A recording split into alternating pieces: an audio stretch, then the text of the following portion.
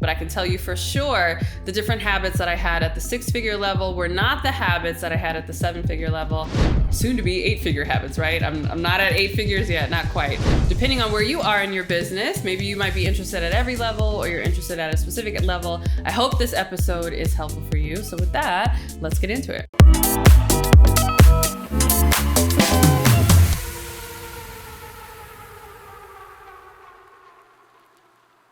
Hey, Courtney Sanders here. Welcome back to my podcast.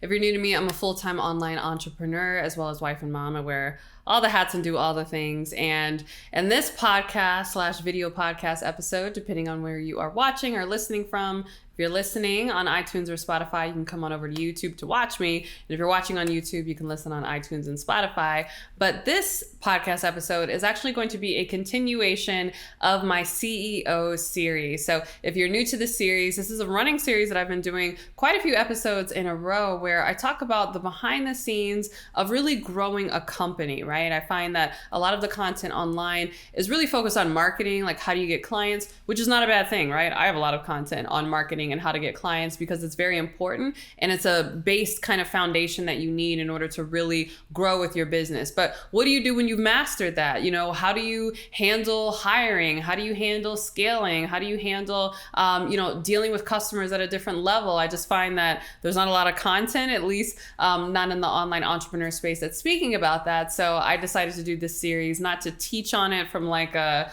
guru standpoint, but really to show you and share from a guinea pig standpoint. Right? I'm the guinea pig. I will show you what it is like to grow my business really from the ground up. And so for today's topic, I thought it would be fun to talk about the difference I've noticed that I've had myself between 6-figure habits, 7-figure habits, and soon to be 8-figure habits, right? I'm not at 8 figures yet, not quite, but I hope to be there in the next few years. And I think the trajectory that my business is on certainly can get us there. And I'm really confident that the habits that I am installing now in myself, just personally and in my business, will open those doors up one day. And so you heard it here first. Again, maybe 5 years from now when I'm at the 8-figure level, we'll see if these habits that I'm sharing in this episode really pan out. But I can tell you for sure, the different habits that I had at the 6-figure level were not the habits that I had at the 7-figure level. And even the habits that I had in order to hit 7 figures, I find are not the habits that I am cultivating as I am scaling to multiple 7 figures and beyond. And so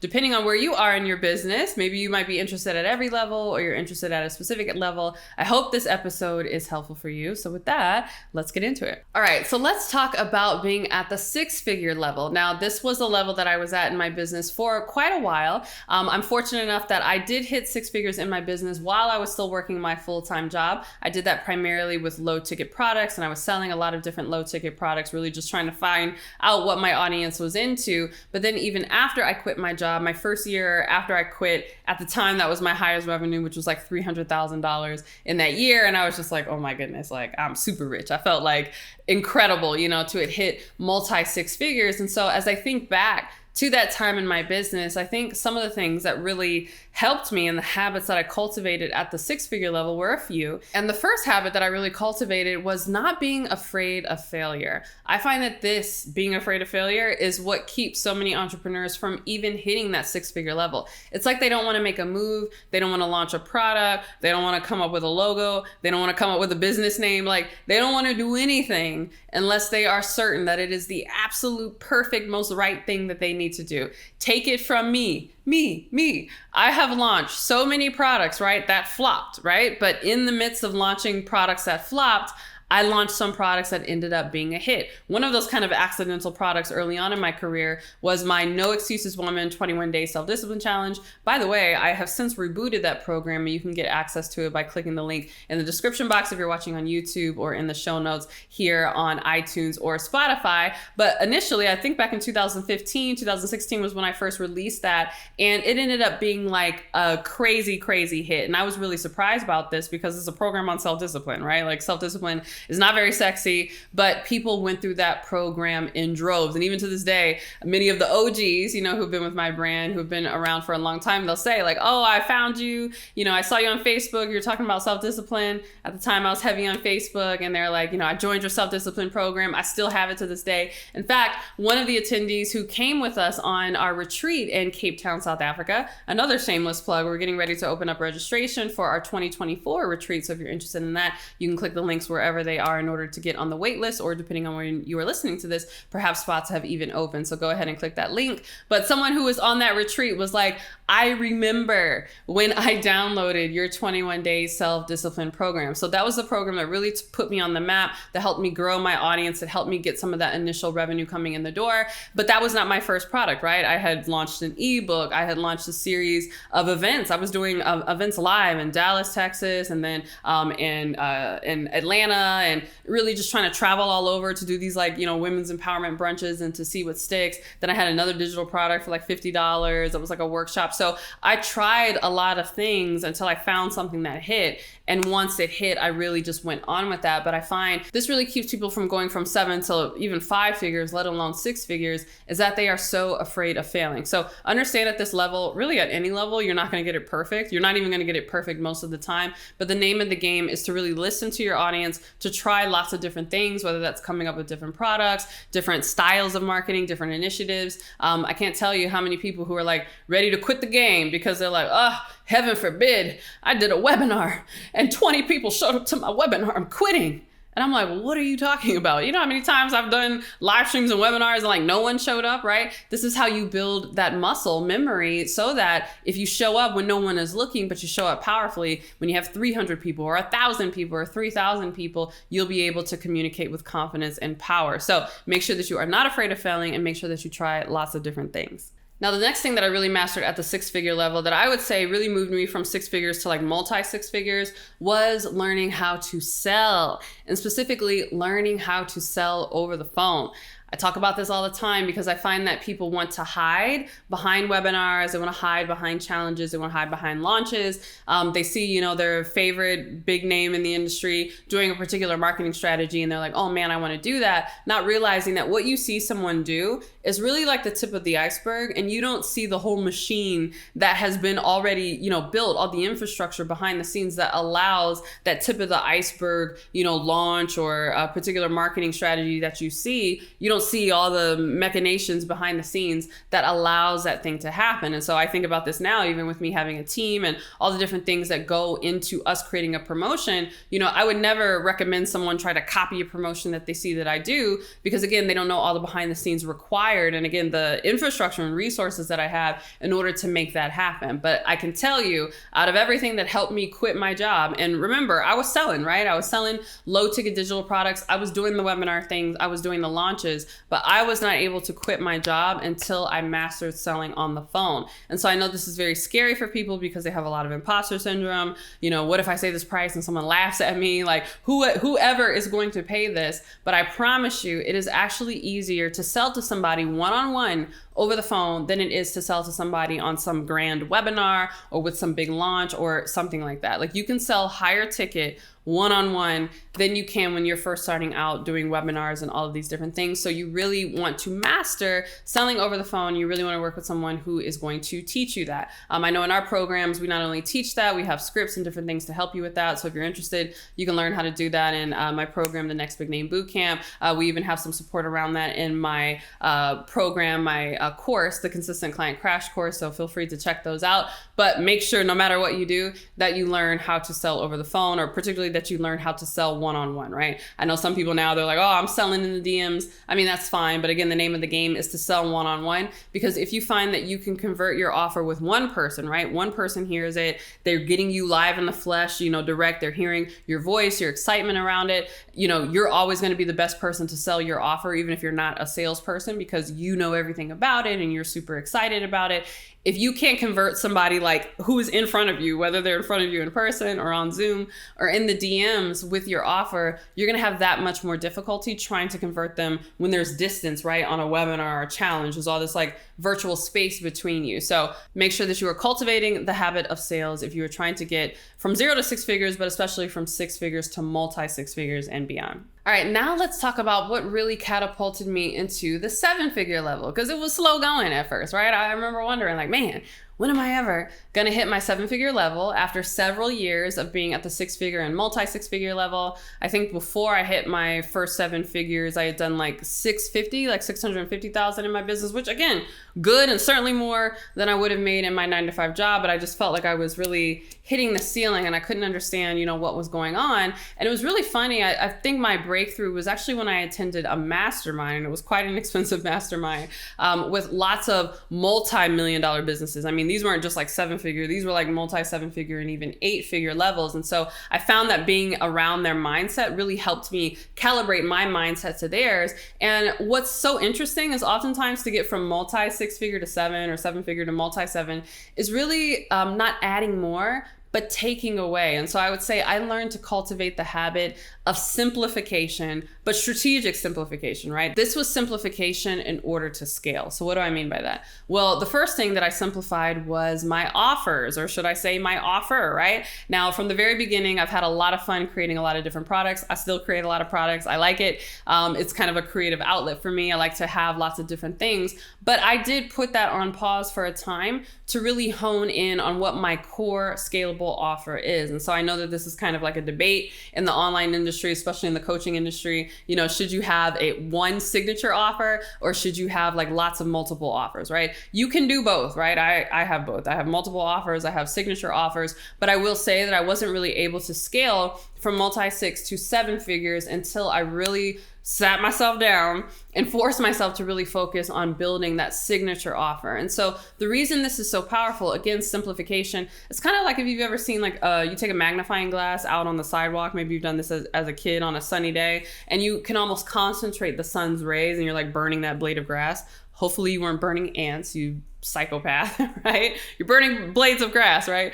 Don't hurt animals. No, but you've seen that concentration of the sunlight through that magnifying glass and how potent and how powerful it is. It's the same concept when you not only come up with a signature offer, but you really, really hone in on it. And the reason this is so powerful is because it allows you to really dial it in so that you get client results. And so I found that was really happening to me as I continued to invest in the program and really just work on this. I made the commitment that like for this year, the only thing I'm going to really sell and market is the signature coaching program. The only thing that I'm really going to invest my time in, invest my ability to make better was this signature program. In fact, that was the same year that I also hired my instructional design team, which was like unheard of. Even now, I still don't hear a lot of people in the online marketing space, but especially not in the coaching space, working with instructional designers. But I knew that this was something that was going to take me to the next level. Yes, I had a lot of knowledge and expertise that I wanted to share in my coaching, but I knew that I didn't go to school to be an instructional designer, right? And so I wanted to work with someone who understood adult learning, right? And who understood learning science and could help me really organize these things. And so we ended up coming up with my signature coaching program, the Next Big Name Bootcamp, which was like my complete marketing philosophy, like how to market a coaching program from A to Z, even if you don't have a lot of resources, even if you don't have a big following. This is based on what I did and is based on timeless principles that still work to this day that I don't find a lot of people teaching on. And so I ended up generating over $1 million just in that program alone. And again, it was due to this radical simplification, but not taking things away just for taking things away's sake, but being absolutely strategic. Now, another thing that I simplified was the things that I did versus the things that other people did, meaning I brought on a team.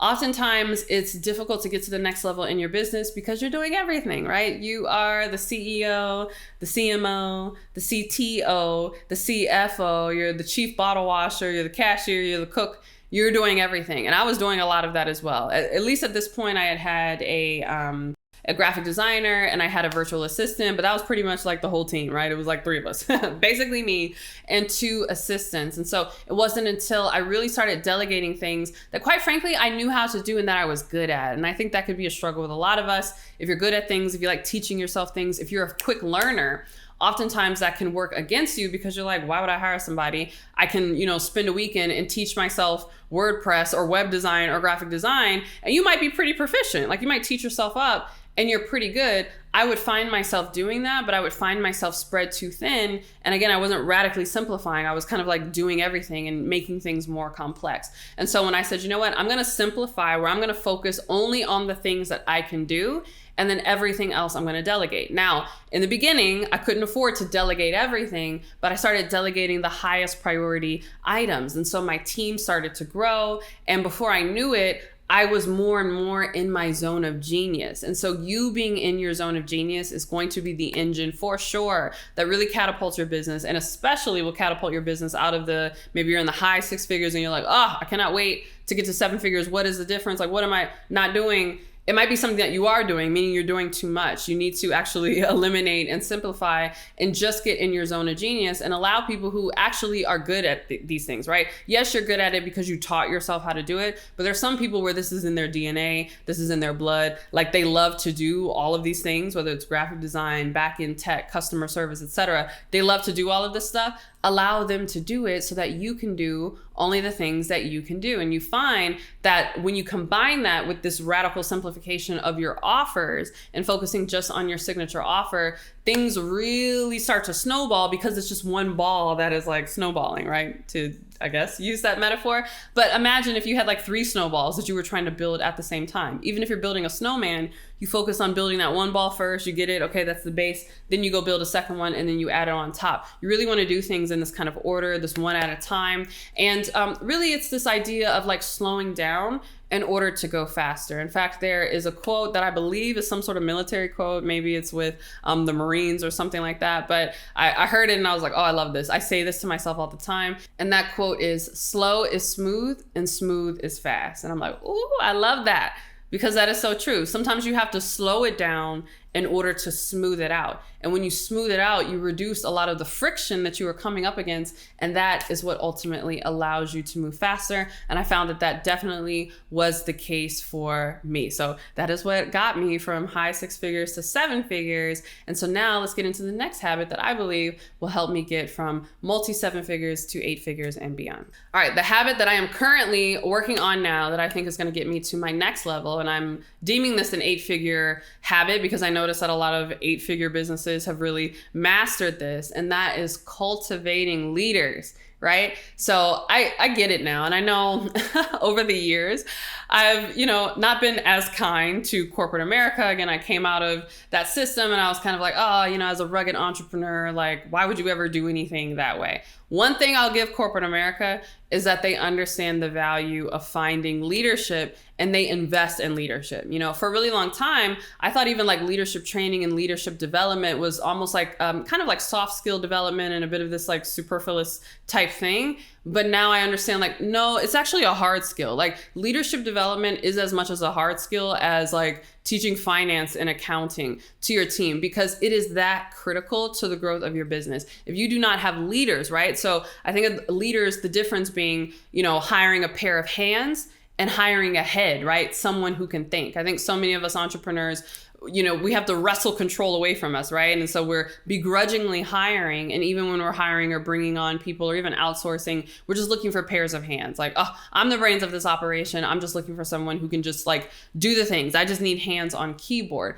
That's fine. Yeah, that'll get you to the 6, multi-6, maybe that'll even get you to the 7-figure level if you have a really scaled, offer and you have the right people in place or, the right seats on the bus, as they say. But I promise you that will not get you to the multi-7-figure or even the 8-figure level, because you will still have to be the leader for everything. You're going to have to make every decision and you're going to be the bottleneck in your business. And so what I'm really working on is now not just hiring positions for, people who can do the thing, right? Can you answer this customer service? Can you take the sales call? Can you do et cetera? But really people who have a leadership mindset and a leadership capacity who can lead others who do the thing so that I can lead them, right? I want to lead the leaders and I want the leaders to lead everyone else, because that frees me up again to get even further in my zone of genius. And I find that again, at the multi-7-figure going into the 8-figure level, that your zone of genius is really around strategy in working on your business. In fact, there's a famous book by Michael Gerber called The E-Myth Revisited, and he talks about this dichotomy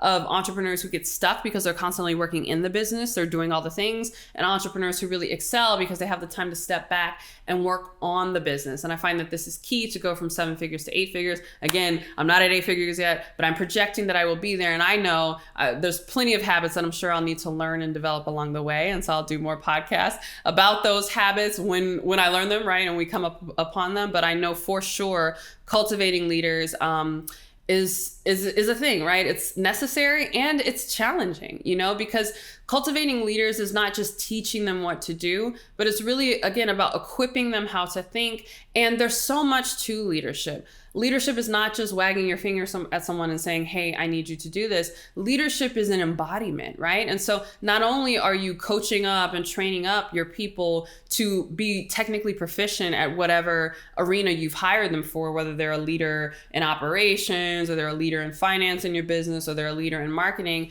but you also have to coach and train them in terms of that embodiment piece, because how they show up, how they carry themselves, the standard that they maintain for themselves, all of that is a form of leadership without them even have to say anything, right? And so the people who are under them in your organization are going to be looking at all of these things. And so you might find that you're having challenges where, everyone else in your organization is not following, this leader that you put in place, and you're racking your brain like, well, I don't understand, because they're technically proficient at the thing. They know how to do the thing, right? But do they know how to be, right? Do they know how to be the leader that they need to be in order to inspire change and in order to inspire movement? Because that's ultimately what a leader does. A leader sets the vision and then motivates and drives people towards that vision. And it's both a skill and a bit of an art form, right? And so I find that could be frustrating for entrepreneurs, because many of us got into this because we just love the craft of like whatever it is that we do, right? We just want to do the thing that we initially have done. And so it can feel like a burden of like, oh my goodness, like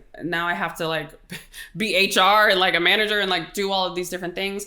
But I enjoy it because I find that it is growing me personally, my personal capacity. And so I hadn't thought about this. This isn't in my notes for the podcast, but another habit that I find myself cultivating, again, going from 7 figures to multi 7 figures and then on to 8 figures, is the capacity to be able to handle more, right? To be able to bear bigger burdens, which I know doesn't sound fun. Like, well, who wants that? But so many people are saying they want these 7-figure and these 8-figure businesses, and they don't realize all the ins and outs that comes with it, right? Yes, there are a lot of perks. There are a lot of different things that you can do. There are obvious financial perks. There's, you can set your own schedule, right? You build generational wealth for your children. Like, there's all these amazing things that make people set out to it to begin with, but to whom much is given, right?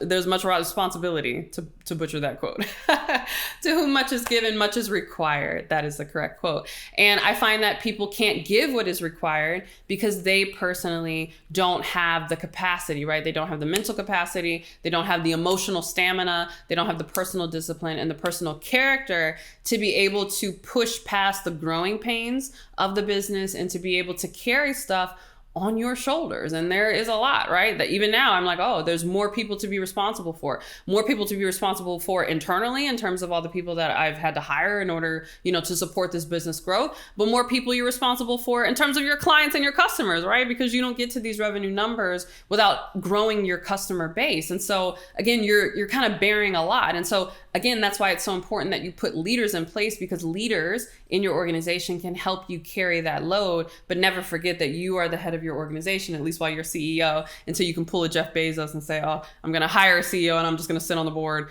and I'm going to hire a CEO to do all this for me, right? But he almost kind of had to work himself out of the business by ascending to each level of leadership and successfully placing leaders, below him and after him as he continued to grow until he got to the place where he could be out of the business. And so I definitely see that trajectory, and I see, why people do that, because it is a lot. But like I said, I'm enjoying it. I'm enjoying the growth, right? That's why I'm doing these CEO series, because I don't find that a lot of people are talking about this. And I'm enjoying the person that I'm becoming. It's funny, like not as much phases me anymore, because there's like new challenges that I'm always dealing with. And I'm like, oh, wow. Like the stuff that I used to think was like a fire, I'm like, oh, that's not a fire anymore, right? So I find that I'm able to handle more. It's kind of like working out, right? When you first are bench pressing or doing squats or whatever it is that you're doing, it's difficult and it hurts and the weight might be more than what you typically can bear. But after you get used to it, you might go back to the lower weights that you started with and it feels like child's play. It's like, oh, this is super light, right? And so I enjoy the process of things in my life that used to rattle me no longer rattle me, because I find that this growth and this capacity to take on more that I am experiencing as my business is growing is making me personally a stronger person, right? I mean, literally, even on my Peloton rides in the morning, you guys know I'm a Peloton mom, I find myself getting after it a lot easier. Well, I don't know if easier is the right word. It's still difficult, right? I think about the ride I had this morning, but even when the instructor is like, hey, I need you to turn the resistance up, or we're going to go for another minute, right? Before it was like I was collapsing on the bike, and yes, I was like going through the motions and still pedaling, but I was like, oh my goodness, this is so hard. Like, when is this ride going to be over? But now I can find that I can like zone in and lock in and just push and do whatever needs to be done for the duration. I'm able to sustain the pain of pushing through that longer because I'm able to sustain, right, the growing pains of growth in my own business. So, it's kind of a weird thing. Growing my business made me more fit. It's helped me be more fit on my Peloton, but no, it's just really affected my mindset overall. And overall, I'm very excited about it, and I feel very happy and grateful and positive for the growth. So those are the habits of, hitting 6 figures, 7 figures, and 8 figures. I would love to know which habits resonated with you. And if you are looking to achieve 6, 7, or even 8 figures in your coaching business in particular, I invite you to apply to my CLS coaching certification, where we will not only show you how to coach and teach you how to coach and provide you with the certification designating that you are a coach, but we will show you how to come up with your own coaching methodology so that you can stand out from the crowd, and if you so desire, become the next big name in your industry. And so if you're interested in that, you can click links wherever links are, depending on where you are watching this. But with that, I will see you in the next one. Don't forget to follow me, CourtneyLSanders, on both Instagram and TikTok. And with that, I'll see you in the next one. Bye.